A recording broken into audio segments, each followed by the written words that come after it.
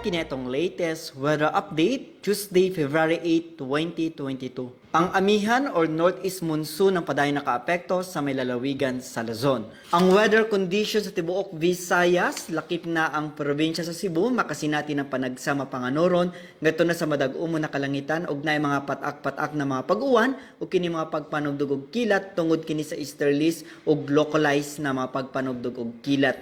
Samtang ang Occidental Mindoro, Palawan, kasamang Kalayaan Islands, makasinati ng panagsama panganoron nito na sa madag-umo na kalangitan, ug na mga patak-patak na hinay ng mga pag-ulan tungod kini sa amihan. Padayon ta mag-monitor sa ta mag-i-issue ng mga thunderstorm or rainfall advisories. Para sa atong mga dugang detalye, bisita atong mga official social media accounts. Kini si Jomer Eclarino gikan sa DOST Pag-asa Mactan. Mayong adlaw ug keep safe everyone.